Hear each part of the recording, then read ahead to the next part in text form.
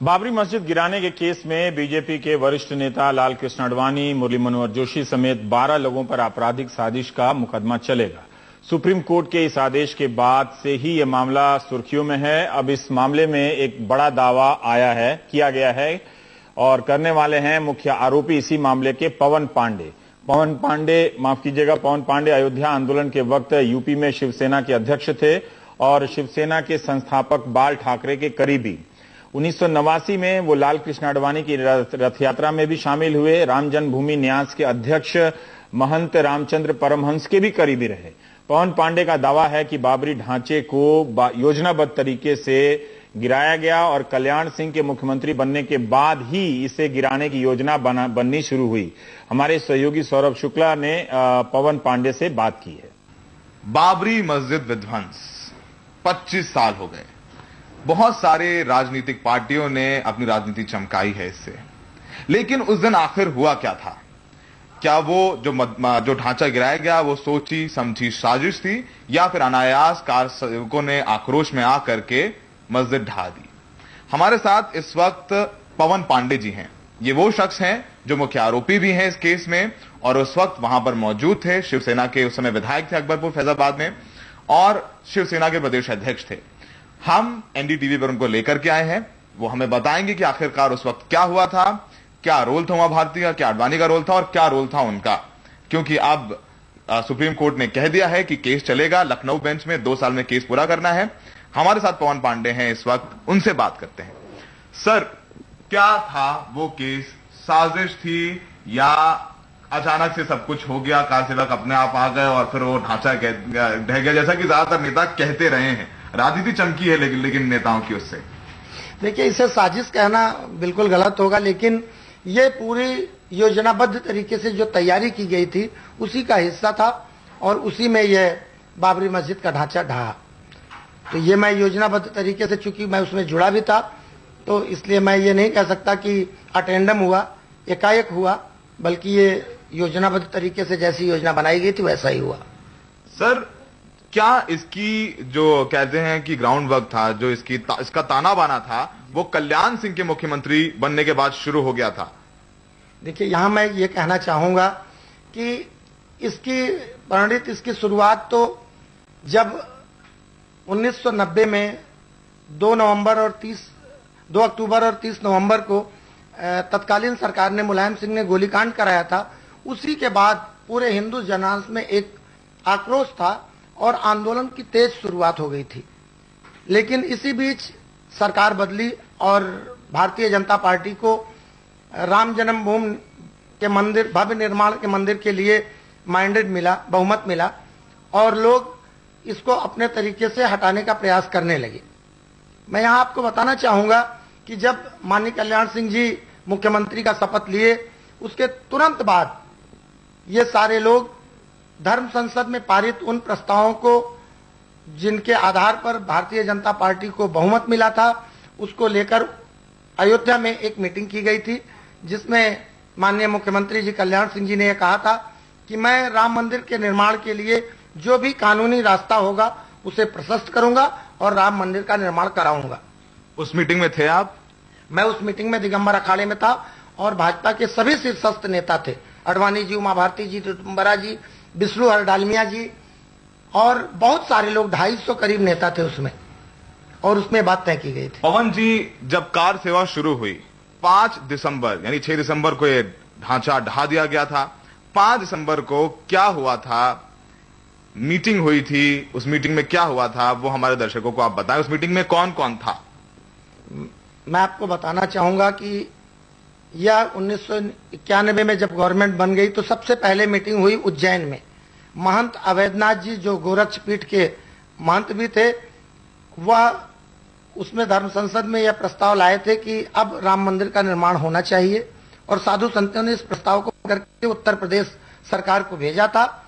दूसरी धर्म संसद की मीटिंग अयोध्या में हुई 29/10/2092 को, जिसमें यह कहा गया कि अब हम इंतजार नहीं कर सकते, हमको राम मंदिर की शुरुआत करनी होगी, वरना लोग हमको कतई बर्दाश्त नहीं करेंगे, वह न्यायालय और सरकार की बात पर विश्वास नहीं करेंगे, उन्हें तो सिर्फ राम मंदिर चाहिए। आप जिस बात को कह रहे हैं कि 5 दिसंबर को क्या योजना बनी थी, 5 दिसंबर को दरअसल जब बहुत सारे शिवसैनिक लाखों लाख अयोध्या में आ गए तो यह तय हुआ कि प्रतीकात्मक कार सेवा की जाएगी। अयोध्या से बालू लिया जाएगा और कुछ लोगों को खंड खंड में बांटकर प्रतीकात्मक कार सेवा राम जन्मभूमि के बगल जो माननीय कल्याण सिंह द्वारा राम चबूतरा बताया गया था अधिग्रहित करके जमीन, वो बिल्कुल सटी हुई जमीन विवादित स्थल 2.77 से है, जिसका मुकदमा मालिकाना चल रहा है, उसमें प्रतीकात्मक कार सेवा करेंगे। लेकिन इस पर महंत अवैधनाथ जी और राम जन्मभूमि न्यास के उस मीटिंग में कौन कौन था? उसमें महंत अवैधनाथ जी और राम जन्मभूमि न्यास के अध्यक्ष माननीय पूजनीय रामचंद्र परमहंस जी जो न्यास के अध्यक्ष भी थे, उन लोगों ने इस बात का विरोध किया था। जिसमें और कौन था उसमें सारे लोग 250 लोग थे। आडवाणी जी थे उसमें? आडवाणी जी थे, उमा भारती जी थी, ऋतुम्बरा जी, विनय कटियार थे, विष्णु हरडालमिया थे, यानी जो बड़े नेता उसके बाद जो बीजेपी अशोक सिंघल थे जिनके नेतृत्व में आंदोलन चल रहा था, और सारे लोग थे। आप भी थे उस मीटिंग में? मैं भी था उस मीटिंग में। मोरेश्वर सावे जी शिवसेना की तरफ से, यानी जो 5 तारीख को मीटिंग हुई उसमें जो परमहंस जी थे उस मीटिंग में थे। हाँ, उसमें सारे लोग थे। इसमें रणनीति तैयार हुई कि कल क्या होना है। हाँ, वो 6 तारीख को क्या होना है यही तय होना था। इसमें मत विभाजन हो गया, लोग 2 गुटों में बंट गए। कुछ लोगों का कहना था कि हम इस कलंक को मिटाएंगे जैसा कि धर्म संसद में तय हुआ है। उस पर अशोक सिंघल जी ने कहा था कि हम मीर बाकी के पत्थर को निकालकर बाकी जो ढांचे में वस्तु है वह सब राम मंदिर की है, इसलिए और कुछ न किया जाए। लेकिन महंत अवैधनाथ जी और रामचंद्र परमहंस जी ने कहा कि हम उस कलंक को, जो हिंदुओं पर लगा कलंक है, उसको किसी भी कीमत पर बर्दाश्त नहीं करेंगे। हमारे लोग तैयार हैं, हम उस ढांचे को गिराएंगे।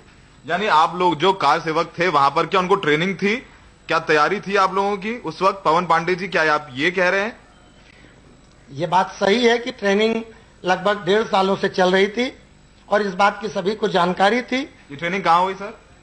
अब ट्रेनिंग तो बहुत सारे हिस्सों में 2500 लोगों को दी गई थी, लेकिन मेरे हिस्से में जो लोग थे वो चित्रकूट में कादमगिरी पर्वत है,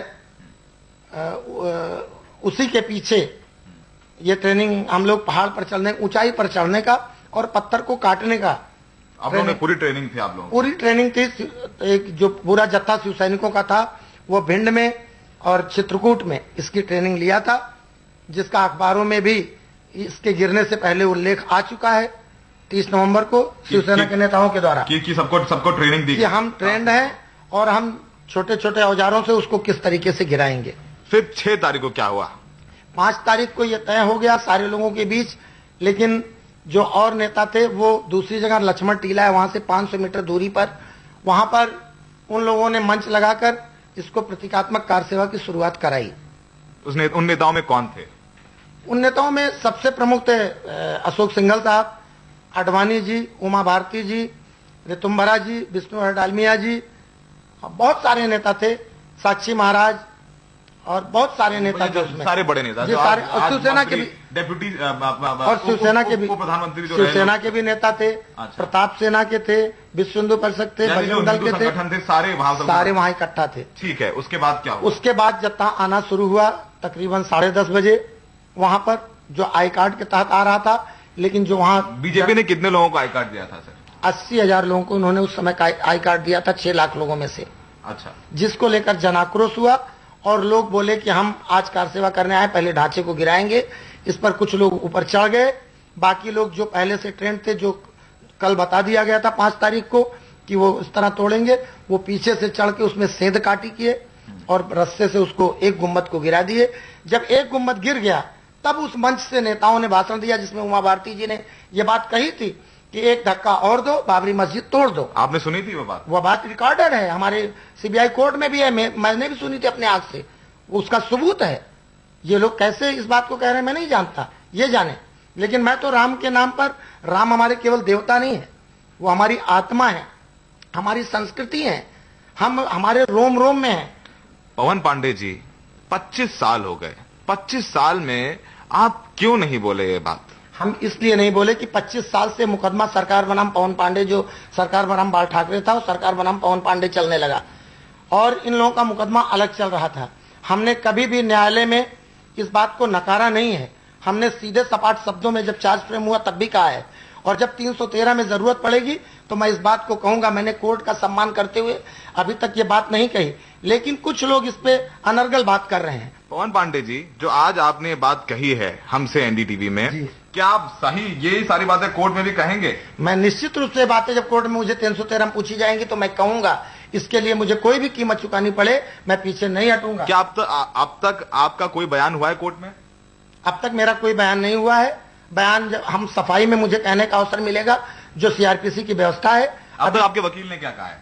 हमारे वकील के अभी कहने का कोई औचित्य नहीं है। कानून अभी 311 में उन 600 कुछ गवाहों को ले रहा है, जिसमें 193 लोगों ने गवाही दिया है। मेरे ऊपर मेन ये है कि उसको डिमोलिश करने के बाद हम मीर बाकी का पत्थर उठा ले गए। वह उठाया था पत्थर मीर बाकी? वह मीर बाकी का पत्थर हमने उठाया था। वो 2 हिस्सा हमारे पास है, 1/3 केवल सीबीआई के पास है। जरूरत पड़ेगी तो मैं उसको सामने लाऊंगा। तो यानी 2 हिस्सा मीर बाकी पत्थर के अभी भी आपके पास है, आप ये कह रहे हैं एनडीटीवी पे? हाँ, मैं एनडीटीवी पे कह रहा हूँ। वो हमारे शिव सैनिक ले गए थे, हम लोगों की जानकारी में वो है, हमारी भी जानकारी में है। तो वही आरोप है आपका? मेरे ऊपर वही आरोप है, डिमोलिश का, गिराने का और मीर बाकी को ले जाने का। तो ये थे पवन पांडे जी, जिन्होंने हमसे कहा है एनडीटीवी में कि आडवाणी जी को, उमा भारती जी को पता था। उमा भारती जी के साफ तौर पर कह रहे हैं कि उमा भारती जी ने वहां पर जो है नारे लगाए थे कि एक धक्का और दो, बाबरी मस्जिद तोड़ दो। उन्होंने हमसे कहा है एनडीटीवी पे, और ये बोल रहे हैं कि एक बात कोर्ट में भी बोलेंगे। तो ये सारी, अब क्योंकि अब सुनवाई चलेगी कोर्ट में और कोर्ट तय करेगा, हम नहीं तय करेंगे, लेकिन पवन पांडे जी अपनी बात पर कायम रहने का वादा हमसे कर रहे हैं। नई दिल्ली में कैमरामैन योगेश और राजीव मिश्रा के साथ सौरभ शुक्ला, एनडीटीवी इंडिया।